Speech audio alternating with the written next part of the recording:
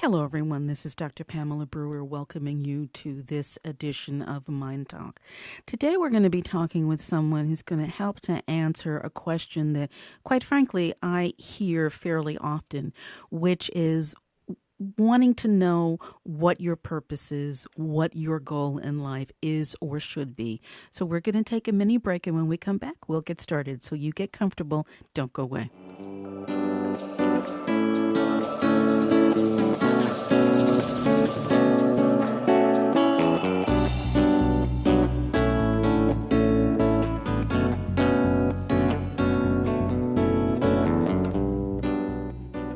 This is Pamela Brewer. Allow me to introduce you to today's guest, Mr. Linton Bergsen. Linton Bergsen is a sought-after speaker, author, and champion of change. He is also the author of Purposeful Vision, See Your Vision, and Know Your Purpose. Linton Bergsen, welcome to Mind Talk. Thank you, and thank you for having me on your show. Well, I am delighted to have you on the program. You've written, in the scheme of things, what is actually a tiny little book that actually could fit in a briefcase or a handbag, and yet it's chock full of lots of information. So let's get started, quite frankly, with the title, Purposeful Vision. Is that different from any other kind of vision? Are you talking about being more intentional in how you think, or what's going on with the title? Well, the main thing in regard to the title is this. I think that we all have a purpose. Okay. And I think the difference between having a vision that is not tied to your purpose is that you're not emotionally connected to it. And what happens to a vision that is not tied to your purpose is very simple, is that the vision will change as life goes on.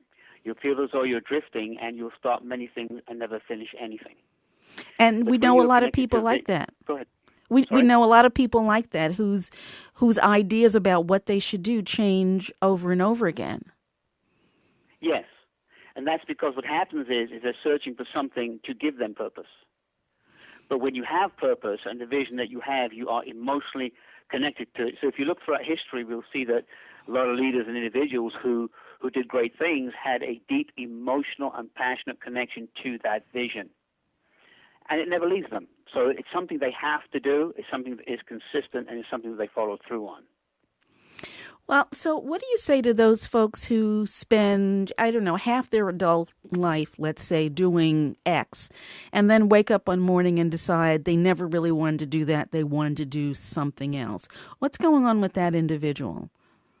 Well, I think there's influences in our lives, Pamela, and that's what happens with us, is that we can be influenced by different people, by our parents and by our friends, who may make ongoing, continuing suggestions as what we should or shouldn't do, who we should marry, what our life should look like. And one day they may wake up and think to themselves, this is not the life that I signed up for. This is not my vision.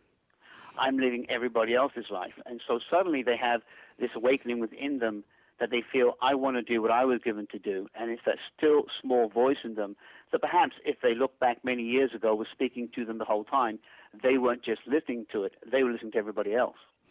So in a lot of ways, although it may be painful to a person when they or if they come to the belief that they've been living their lives for other people, the really good news about it is that they are able to come to a place and a space where they can recognize that and then do something about it. So that's actually pretty good. I know a lot of people feel that they've sort of wasted their lives beforehand if they discover that what they really want to do is not what they've been doing. Absolutely, and that's a great point to make, because never give up. Never feel that at any time that you can't attain or complete a vision or something that you feel. It's never too late to start. And that's what I always say, get started. Never and too late. Is right. Okay, never too late. You also say at the very beginning of your book, you say you cannot create anything you want from life if you cannot see it as a possibility. Say more about that.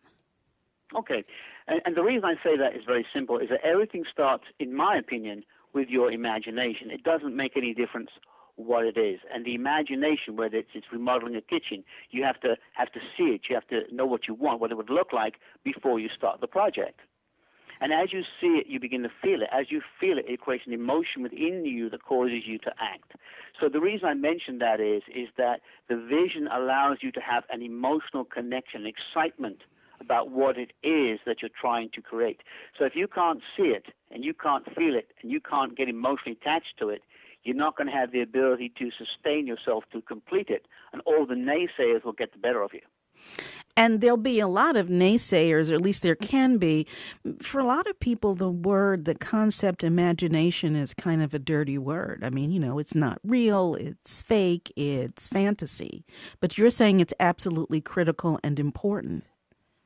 Absolutely, Pamela. Let me ask you this. The intangibles in life, are they something we can prove? Good point. We can't prove faith. Good point. But these are things that we need, but we can't prove them.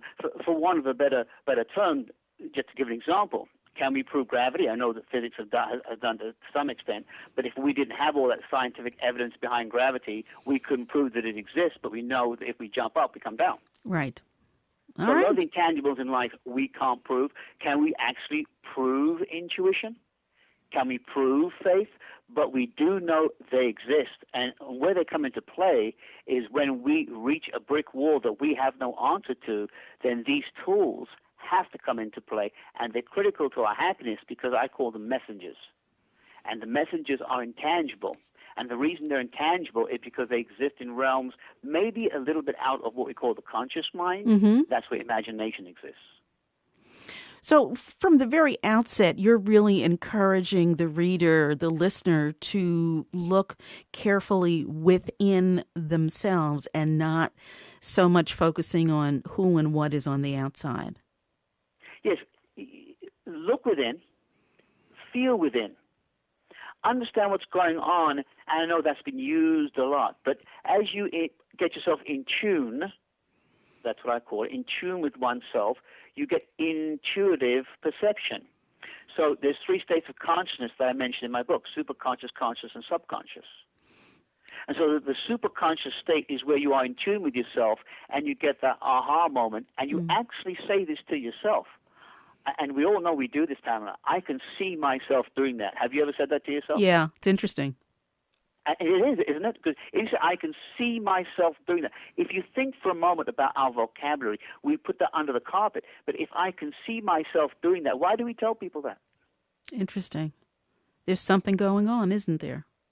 There definitely is, because our language and the way that we share our vision or experiences with people are strongly suggesting if we take a moment to listen to ourselves and the way that we're speaking, there is something profound going on within all of us.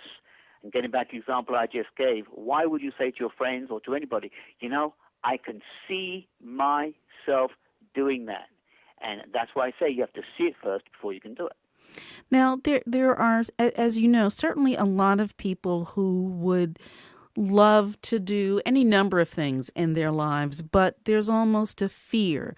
I mean, I think about perhaps a young actor who would love to be able to see themselves in a certain way, but they really have a hard time. Perhaps they're worried, perhaps they're anxious, perhaps any number of things. But the thing that they really want to be able to see is the thing that really makes them nervous and anxious and difficult to see. What happens in that kind of a scenario? Pamela, that is a great question. And in the book that I've written there, you'll see, again, the 3 states of consciousness. And that's why I mentioned them, because you have to have all 3 states working in concert for that actor to make anything happen and manifest into reality. So let me explain that a little bit if I can. Great. So the actor has the superconscious state, which we call where imagination exists. So the actor can say, I can see myself doing that, right? Okay. What happens is, now we go to one of the other states of consciousness, the subconscious state. That's a state where I believe all previous programming, fear, and uncertainty is stored and played back as you try to go forward. Okay. It's what your mother told you. It's what your brother told you. It's what your friends told you. It's experiences that you've had in the past that maybe weren't so successful. So you go to move forward, and that little subconscious mind comes up. In fact, I rephrase, a large subconscious mind comes up and Indeed. says, who are you? Who are you to try and do that? Because that's what you're playing back from previous or past experiences. Now, I'll share one other thing, which is very tangible to most people, is we do it in relationships. Even if we go out and date or whatever that we do, if a person looks or behaves a certain way like someone else, it's stored, then we say, oh, you must be like so-and-so. That may not be true. Right.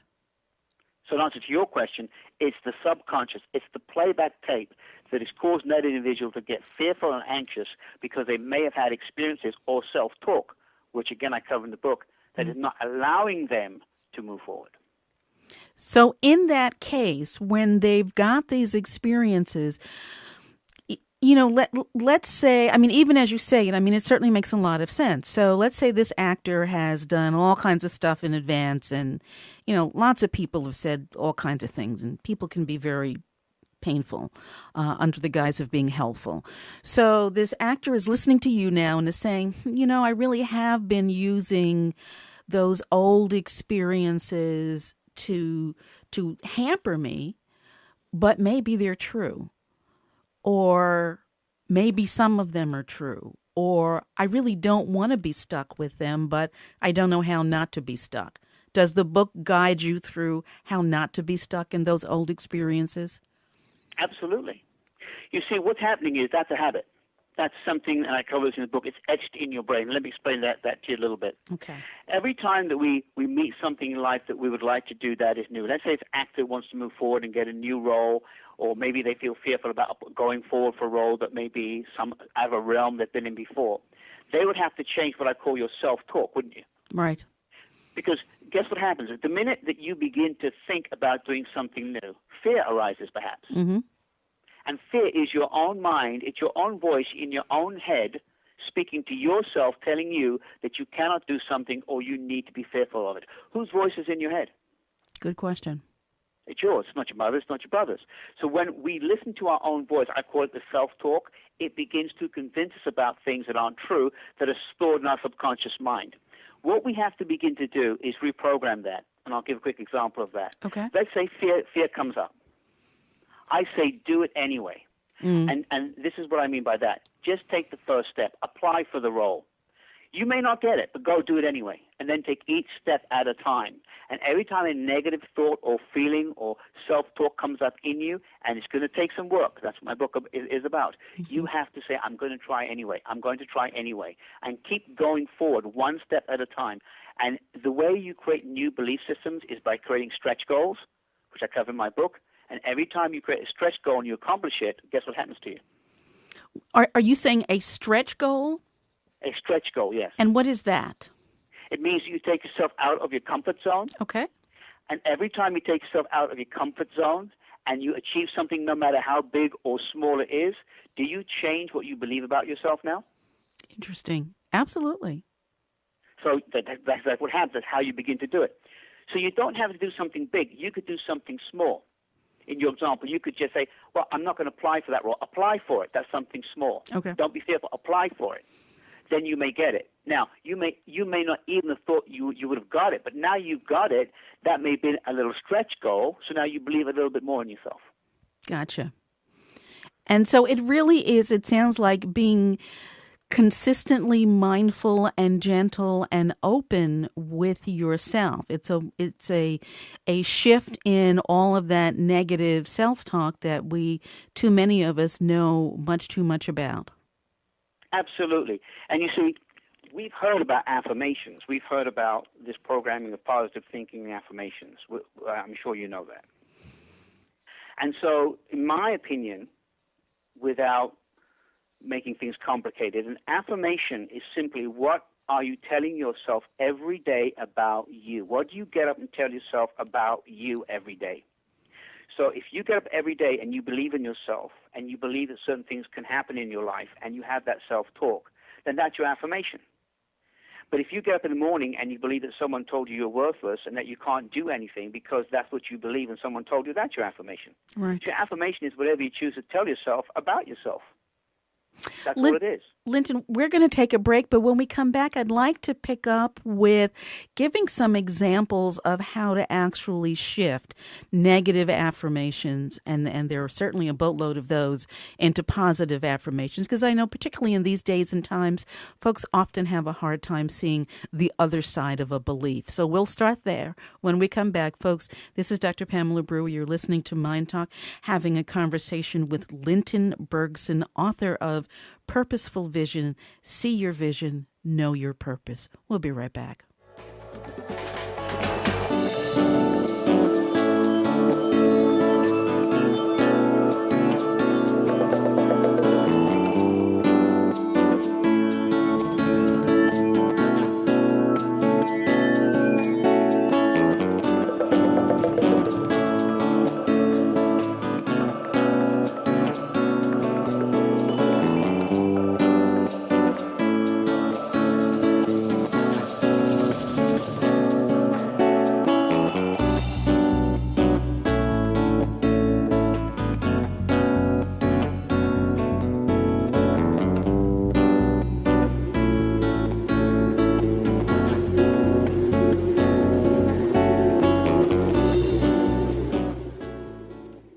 And we're back, folks. This is Pamela Brewer continuing the conversation with Linton Bergsen as we talk about purposeful vision. And at the moment, we're talking about affirmations. The concept of performing daily affirmations is one that's certainly been around for a while, and I'm not sure that as many folks as we would like have a full awareness of really the power of positive affirmations and negative affirmations. So a lot of times people will say, well, I'd love to think differently, but I don't know how. So I'm going to ask you to sort of walk the listening audience through a how.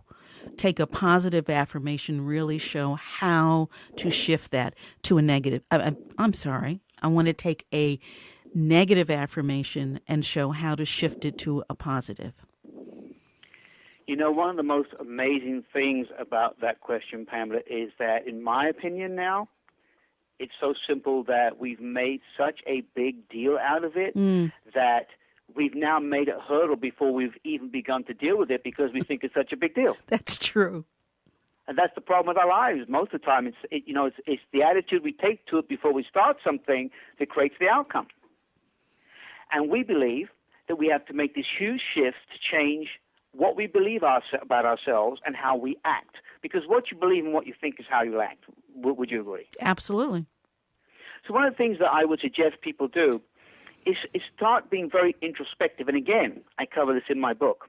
And the reason introspection and thinking about yourself and where these belief systems and thoughts came from is critical. And the reason I give that example is this. Sometimes we trace ourselves back to where our belief system was formulated and who said that about ourselves. Now, if we can then come back and say who it was or why I came to believe this or why I am the way I am today, if we can trace it back to source, to where it started, can we begin to fix it? What's your thought? Yes, of course we can. At the end of the day, if my mother says this about me, okay, and I can trace it back to my mother said this about me and this is how I am, I can then ask myself this question. Is that what I believe now, and do I believe it? Now, if my answer is yes, I can continue to have that belief system and that thought that matches what my mother told me. Or I can choose to say, you know, my mother told me that. I choose not to believe that anymore. That's not who I am, and I'm going to take these steps to change that. And so you go to where it started, and then you begin to realize, do I want to believe it? And then if you don't want to believe it anymore, you begin to change it. And I think perhaps somewhere in there, because a lot of times, you know, what we learn from the people around us who we care about is often incredibly powerful. So even if there's a little sort of glitch where you say, well, but I have to believe it because my mother said it, you can also remind yourself that mother's not perfect. Mother was doing whatever mother was doing, and you really can make a choice to believe something different and to be different. Yes. And one of the things, Pamela, I've had in my book about that is this. You have to do your own personal leadership, okay? I've written a lot about that in the book. And the reason I talk about that and I discuss it in detail is because the term personal leadership means simply that. How do I personally lead myself? Have I done the introspection? Have I done the questioning? Do I believe what I've been told down the road by different people? And have I done the work to change that? That's my own personal leadership. Okay. I have chosen to do that, and then I can lead myself personally in a different direction. And I think sometimes if you find yourself getting stuck in the do I believe it, ask yourself what proof you have. I find myself doing that often. I will say to people, what is your proof that X, Y, and Z is true? And as you go through the layers, very often they discover that the proof is non-existent.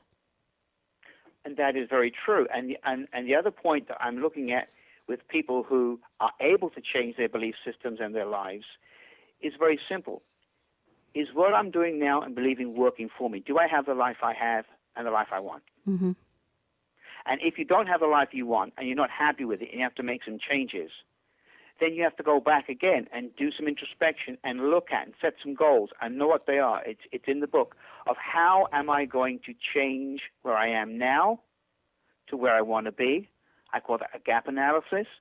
Do I know how to set a goal or plan to do that? How am I going to measure it? Is it tangible? What's the outcome I would like to have? And you begin a program of self-change and self-development. But there is a strategic focus in that. It's not just positive thinking. There's action behind it. Introspection, gap, strategy, focus, self-discipline, change thought, change life.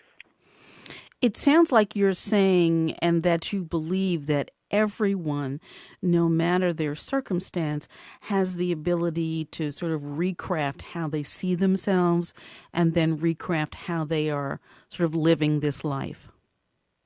I absolutely believe that because I've seen it done, all the work I've done over the last 15 years in organizations, some very large corporations and small privately held family businesses. I have seen that, and I've seen people come up to me and say to me, you know, the techniques that you've shared and what you've done, and they could be CEOs, they could be managers, they could be people who are working as administrative assistants, it's changed my life.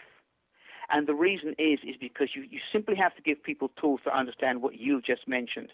Every single person on this planet has the ability to change their life if they want to do the work and govern their own personal leadership to do so. There is a way to do it. You just have to be given some tools. Can you give us an example, if they're readily available to you, of a sort of a small mom and pop environment in which you were able to affect change? So many times in those situations, because it's family, it just gets to be so complicated.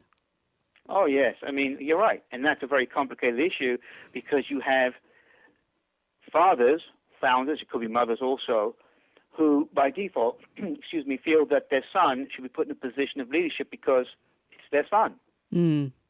And the way that you can affect a family business is you have to show the father, or to put the son in that position, that this person who's been put in this position, do they have the skills to do it? Are you just putting them there because it's a hierarchy? Do they have the leadership skills? Do they have what I call the soft skills? And sometimes you might find the father will sit down with me and say, no, he doesn't. But you may not have thought of it that way. So the way you can affect the situation is, maybe I'll sit with your son or your daughter, and maybe we should look at some of their leadership skills and abilities because that's what they will be doing. Have they worked on their own personal leadership? What issues do you feel they have that they're bringing to the table that would affect the organization?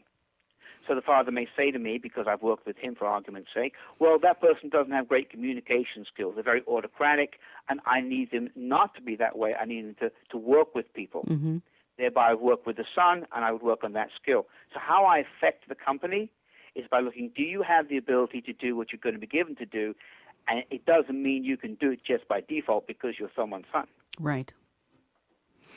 In the instance where the person's son or daughter in this small family business doesn't want the role that the founding parent has put them in, then it sounds to me like there's work to be done on both sides. Absolutely. There's always work to be done on both sides. Okay. Now, go ahead. No, I'm waiting for your answer. Yeah, there's work to be done on both sides. There has to be acceptance by the father or the mother that the person they would like to do this no longer wants to be in the family business. And so that has to work with acceptance and transition. And then from that point, who's actually going to take over and who's going to do it? So you have to work in two areas. You have to work with the fact that the person has to honor, and again, that comes down to the person who's in charge, who's the founder, has to honor the other person's reality and has to realize that even if they force this person, not that they would to be in that position, would they get a good result? No. Respecting each other's place and then have, from that respect, find someone who can do it, hire someone from an outside source who can do it, and let your son or your daughter go on to be whatever they need to be, and support them in that. And I think help with that too. The other piece to that is not seeing son or daughter's interest in something different from the parents as being a reflection on the parent, because a lot of times parents get stuck in that morass as well. Yes, and again, what it really comes down to in every avenue of our life is how much work have we done on ourselves to be able to view things from an outside perspective on other people. In other words, one of the great traits of great leaders is that they've worked so much on themselves, and not just leaders, it's people, that when someone comes to them with a different attitude or perspective, they're open to it. They don't need to be validated or see anybody as a reflection of themselves or what they've done for that person. They just see the person as an individual trying to express themselves, and they support them in that.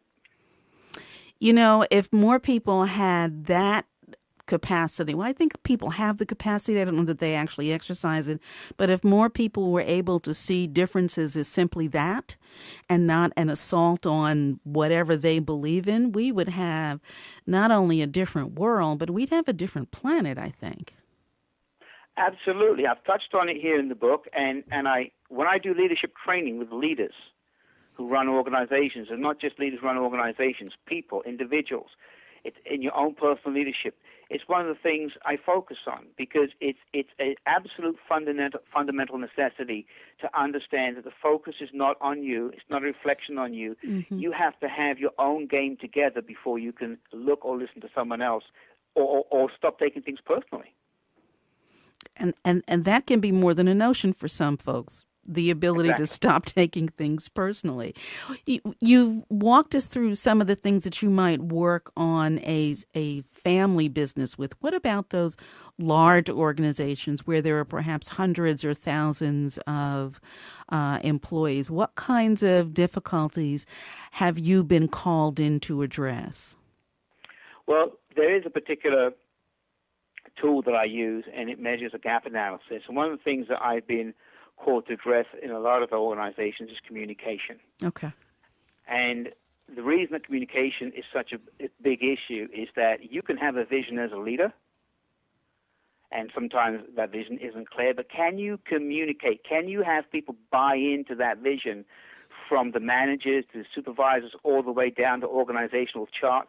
Are you able to sell that to the organization? Can you communicate it? So one of the things in larger organizations where there's many, many people and there's many tiers to it is how do you translate that from the executive team to the rest of the organization, create buy-in, and then have them act accordingly to accomplish it? It seems like that would be difficult and challenging, but it is the challenge, I think, of most large or perhaps any organization that has a leader, is to find a way to communicate it in such a way that others buy in. Yes, and in order to do that, Pamela, you have to have a lot of skills. Right. You have to have a lot of what I call soft skills. You have to be able to what I call flex style. You have to be able to, as we discussed prior, to take the focus off of yourself and listen to your managers and to other people as to what their needs are or what their input may be to your vision. And again, that's covered in the book, and how you're going to interact with them to get them to do what you need them to do. People do things for their own reasons. You have to find out what their reason is for helping you and what your reason is for giving them your vision. And if you can have that exchange and it's meaningful, you can get something done. Why would I do something for you, a manager to a leader, if I don't believe it and I don't understand it? What's in it for me? We're going to take a break, but when we come back, I'd like to pick up right there. The notion of what's in it for me is an important one, and a lot of times I think folks don't ask that question of themselves or others. Folks, we're going to take a break, and we will return in just a moment, so you stay where you are.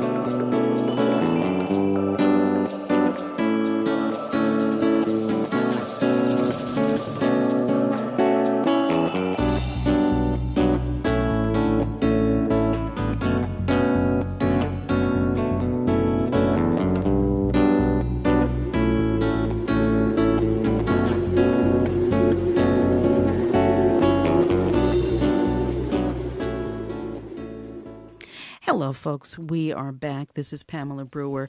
You're continuing to listen to this conversation with Linton Bergsen, who is talking to us about purposeful vision. Linton, when you brought up the issue of asking yourself, what's in it for me? So many times folks have a difficulty with actually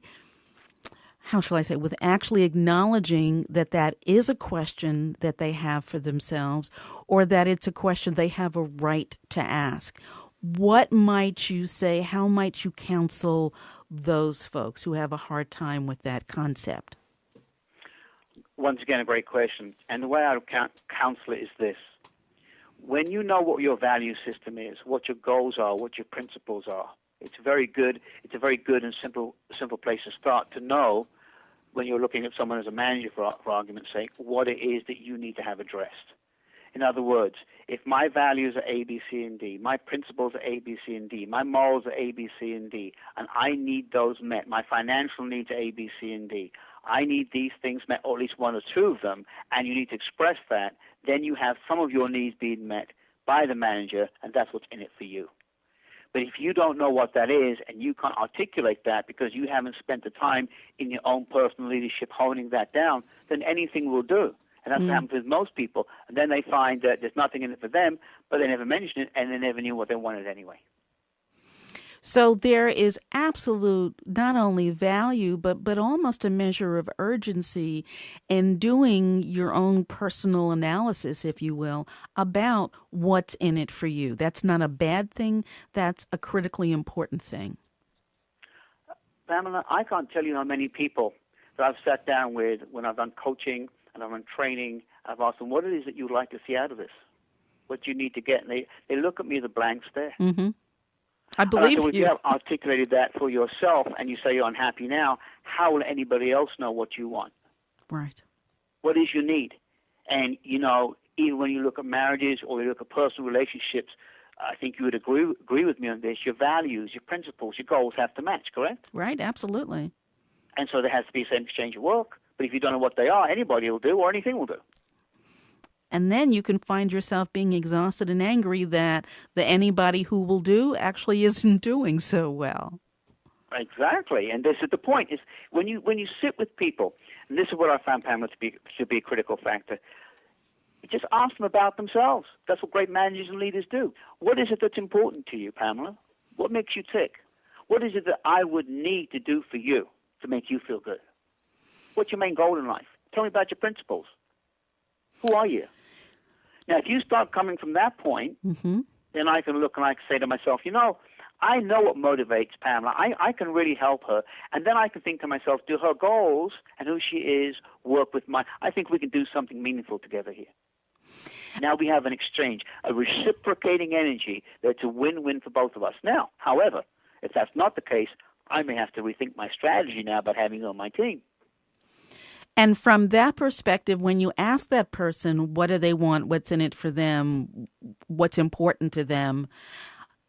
There's some awareness, particularly if it's a manager asking you that, there's some awareness that you could lose. You could come out on the other end of this and not get that job or that position or that promotion or that project. So how do you sort of shut down that chatter and say what's true for you? Well, again, this is authenticity. This is a great point you brought up. It's what I call the authentic communicator. Okay? Always be authentic about who you are. And this is the great thing we talked about earlier about the intangibles, right? Mm-hmm.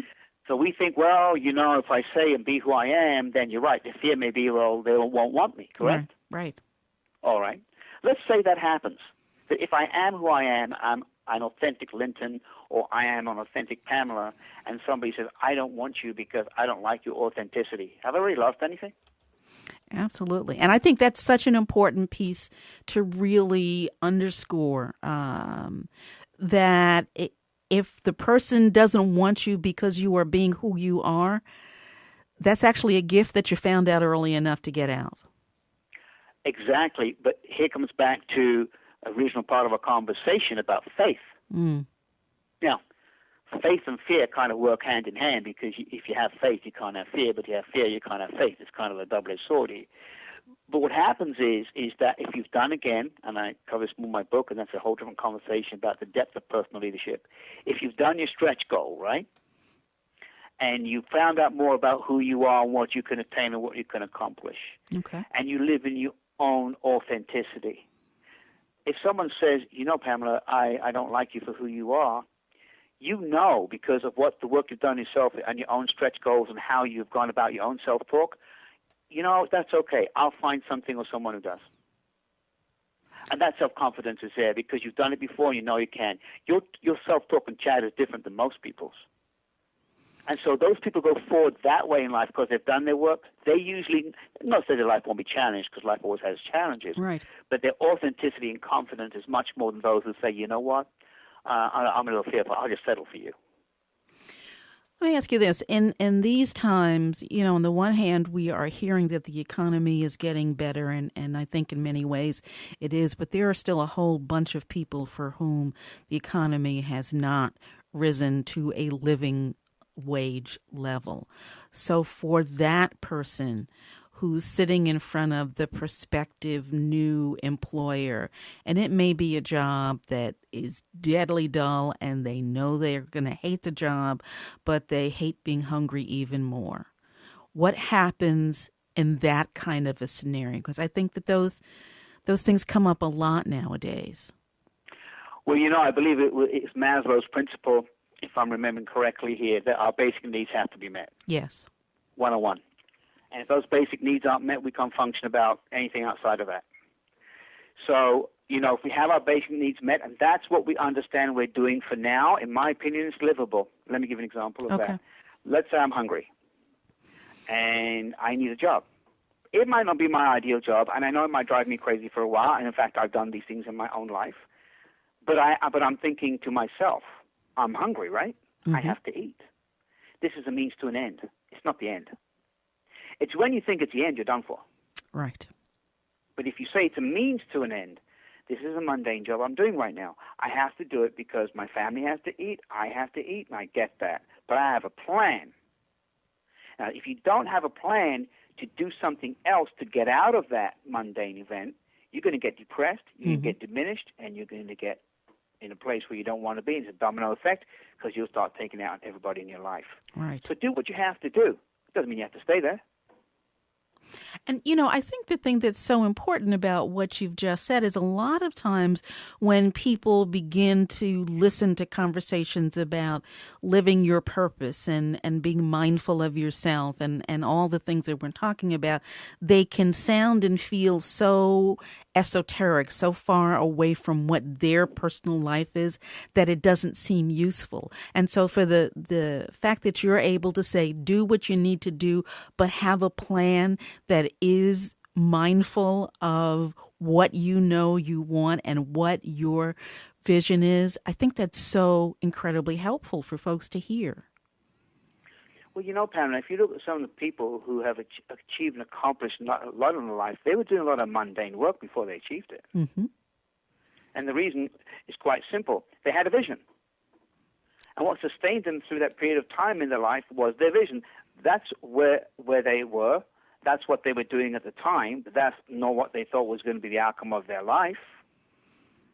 And I think that that's very important for us all to understand. We have to understand something very important, all of us. And I know it sounds something people hear all the time, that we're incredible and that we have all this ability and all this talent that is, unfathomable, and then we can use it whenever we want. Yes, that is true, and it can be esoteric, as you've mentioned. But the point of the matter is that it's real. All you have to begin doing is to put a little plan in place to begin to exercise your muscles to see how big you can grow them and how strong you can be, little by little. But if you don't exercise the muscle at all, it will atrophy. Absolutely. That's all I'm asking, is exercise a little muscle. Everybody, just a little muscle. I don't care how small it is, but that little muscle, if you exercise it, by default becomes stronger. Have a little bit of faith. Have a little bit of belief in yourself, and it will grow. If you don't have any, you don't have a prayer. So you can start really, really, really tiny, and that's okay. And I think a lot of times what you're saying is it's actually preferable and powerful. Absolutely. There's in my book here, I've given some notes on how to lose some weight, or some things you may need to do or have to lose some weight, and different things that you might need to apply. And the reason I gave that, it's very simple. You start small. Mm-hmm. And like anything, you don't go down to the gym and spend 3 hours there or 2 hours there or an hour there. Right. You would go there and you might spend 15 minutes at first. Now, it's like anything in life. If you only go once, will you get a result? Gotcha. No. You got to keep doing it. And that repetitious thing is what changes our self-talk. And that small example anybody can use. They can say, I'm going to go today for 15 minutes. I'm going to go tomorrow for 15 minutes. I'm going to go the next day for 15 minutes. Now, if whatever happens, they decide to stop going, then what happens is, with our self-talk and our mind, is that our mind and our self-talk never changes, because guess what happens if you only go once and you stop? Well, the mind says, I told you you were a loser. Exactly. I told you couldn't do it 3 or 4 times, mm-hmm. and then the mind will no longer have control over that thought, and you will no longer think you're a loser. You'll feel good about yourself. So those tiny, measurable goals, it can be 15 minutes, it can be 5 minutes, it can be a minute. If you start and believe in yourself, and then I think notice what's true, and what's true is if let's say you set a goal for a minute, and you actually meet that goal, then I think what's true is that you've met your goal. That's pretty cool. Exactly. And again, I've written in the book. And then you do that, and then you take some time to celebrate a little bit. You say, this is where your personal leadership and where you start changing things in your life. You take some time to say, you know what? People told me I couldn't do that. I did that. I'm more than I thought I was already. I'm going to do it again. And you go and you do it again. And then when somebody said to you, you were going to the gym, right? Yeah. Did you go? Yes. It could be whoever it is, right? Right. And then they said, bet you only went once. No, I actually went 3 times this week. Now you're beginning to change the way the world perceives you, because they thought you were a one-time shot. Gotcha. And as the world changes perception of you, that's healthy. You change your perception of you, that's healthy. Guess what happens? Your world begins to change. You change your perception of yourself. And I think in being able to take true ownership of your own thoughtful perception of yourself, you are now empowered to be more expansive in your life, whatever your choices are. You are absolutely right. And one piece of advice I would give your listeners, which is very, very important: assume nothing. Find out. Prove it to yourself. Just because somebody told you something doesn't make it true. Right. So go find out. And most of the times people will tell you from whatever place they're coming from, whatever fears they harbor, they're going to tell you they can't do it. Because people who've done things out of the extraordinary will tell you you can. And in my book, I call that your personal culture. Who you surround yourself with is going to be a very big play in your life about who you become and the support group you have. So if you have people not supporting you, and that's your personal culture, and your self-talk is not so strong, where are you going? Yeah, no, we're good. No, we're good. Linton, we're going to take a break, and when we come back, I'm going to pick up right here and talk more about your personal culture. Folks, Pamela Brewer, you're listening to Mind Talk, and when we come back, you'll hear more about how to see your vision and know your purpose. We'll be right back.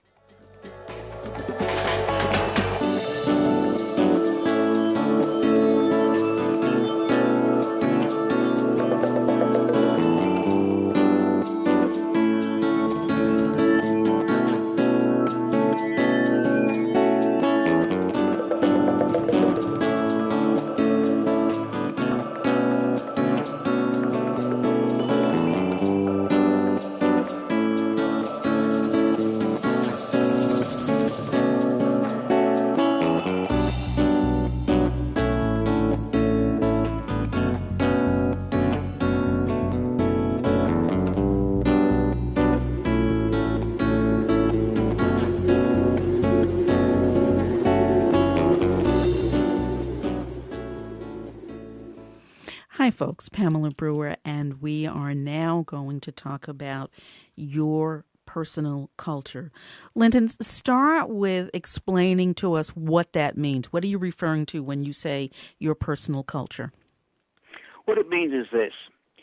Everyone in your life, everyone you have chosen to surround yourself with is in your personal culture. And that means they're influencing you. They're influencing the way you think, the way you act, and the way you behave. And so if you have people in your personal culture who are going to support you and love you when you start a new endeavor, then that will help you to complete that endeavor. They're your friends, they're your family, they're your co-workers, people who you hang out with outside of work. They all have an influence on you and what you think and what you become and where you go and who you see and what you think about yourself and how you tell yourself what. That is your personal culture. Because if somebody says something to you, as we mentioned earlier, and they're in your personal culture, and you choose to believe it, and you want to go in a different direction, you can't go because you're choosing to believe the people around you, not yourself. Gotcha. There are, and we've all met that person who can say horrific things to you and say, but I'm just trying to be honest. You know, I'm really your friend. I just want to tell you the truth. You know, I love that question. That's a wonderful question. And I'll tell you why. When people say that to me, I'm your friend and I want to tell you the truth, whose truth? Good response. And that's my question to myself and to them. And I've, had people know me for a long time and dear friends that I trust implicitly, and there are those who have their own agenda and they're miserable. So their truth is their miserable agenda focused on me. So whose truth is it? So if somebody had been cheated or lied or whatever they've done by a husband or a boyfriend or girlfriend, whatever, and you met someone and they're jealous and they say to you, well, always ends up the same, they're just going to cheat and lie to you, and you say, oh, yes, is that true? Gotcha. You can make it true. They're projecting. Yeah, true. You can make it true or you can choose not to. Oh, yes, you can sit down with your friend and you say, you know what, Mabel, you're right. Or you could say, you know what, that's not, I'm prepared to give this person a chance. I'm not going to be that negative. Besides, that's an assumption you're making based on your own life story. That's your truth. And that kind of thing happens a lot in relationships when you hear these conversations that are peppered with all men are alike, all women are alike, all everything is alike.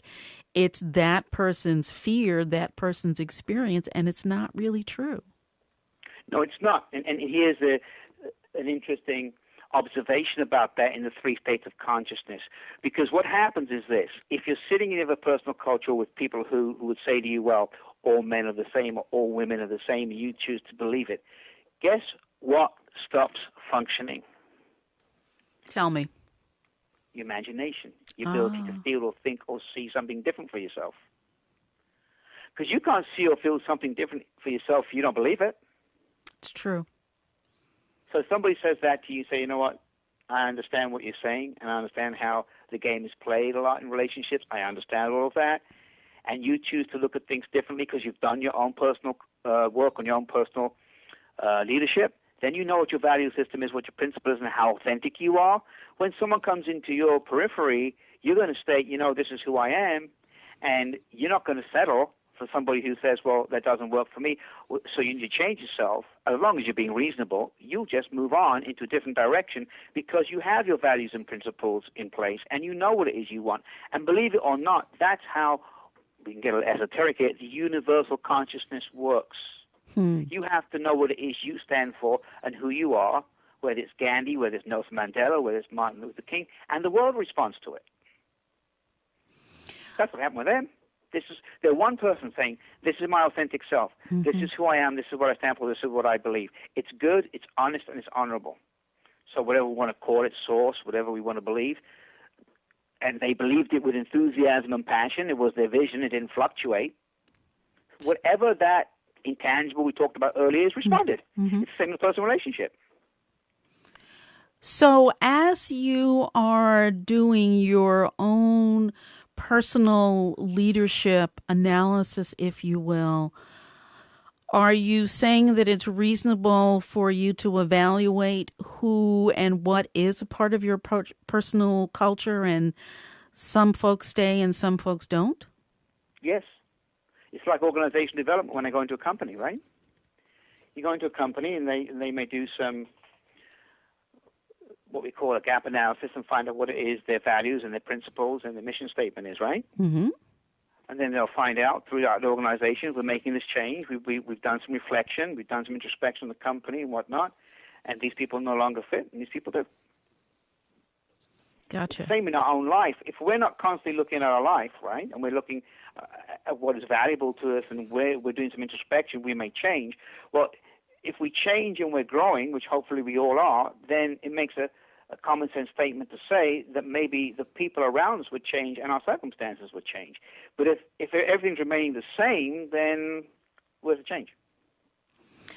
So let's say you've got this friend who's been I'll put friend in quotes for reasons that will be obvious in a minute.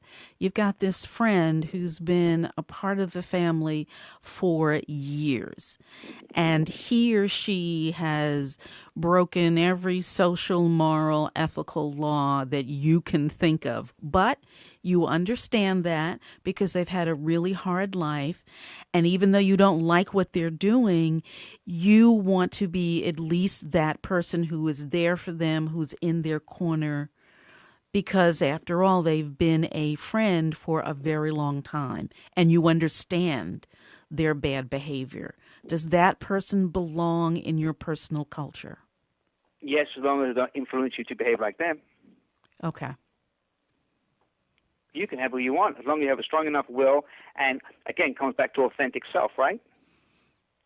So you can say, I understand, and I talk about compassion, sympathy, and empathy in my book. And you can have compassion. You may even have, if you have similar experiences, empathy. But it doesn't mean that that person is going to influence how you behave. You're simply going to be there to help them and be there for them. And you don't let them abuse you or your energy and allow them to project onto you and make you feel guilty about certain things, but you can certainly be there for them to the best of your ability. You can have them in your personal culture as long as they don't become a detriment to you and you find yourself giving you more time than you would want to, or they're calling you up and wanting you to do things that you really wouldn't want to do. Then you have a right at that point to say to them, I'm here for you, but I can't do that. And that's okay. That's okay. Because if you start doing things that are against your own value system and your own principles, guess what happens to you? Gotcha. You wind up exhausting yourself. Exactly. And sort of pulling yourself apart by the seams in a lot of ways. You do. You start tugging at yourself and you become at odds with yourself. And not only does it affect you, it affects everything you do. So, yeah, you can keep them in your personal culture. As long as you are understanding and they're not influencing your behavior, you're not changing your value system for them, you're listening to them, but they're not overstepping their bounds with you either. Can we talk a little bit about compassion? We hear a lot about that today, and I'm not sure that folks typically have a broad understanding of what that does and doesn't mean. What does compassion mean to you? It means that when I see something, whether it's on television or on the street, my heart stops. My heart stops. It affects my heart deeply. I might not be able to do anything about it immediately, but I term compassion within myself my connection to humanity. So compassion for me is understanding every person's dilemma, and then understanding we're all in the same boat together. However, some people really went off track, and they got a life that really none of us would want, or how they got there, what the causes of that. Again, we don't always know. Right. But to be able to feel in our heart a certain amount of connection to that person as another human being, and want to try and help the best we can, and be the best we can, so that we can make a difference not only in our lives but in other people's lives, then we have compassion for our fellow man, and it's called having an effect on ourselves for the greater humanity of the planet. It affects your heart. It affects your heart. Yeah, it really does. You can see something, and some people are indifferent, but compassion to me is looking at another human being, and no matter what situation they found themselves in, and feeling some type of compassion. You're a human being after all. You may have done some very awful things. I understand that. I don't know how you got where you got, but my heart goes out to you. Folks, you have been listening to a conversation with Linton Bergsen, who is author of Purposeful Vision, See Your Vision and Know Your Purpose. Linton, how can folks learn more about you and your work? I have a website, lintonbergsen.com, which is updated, and so they can go to that website. Can you spell that for me?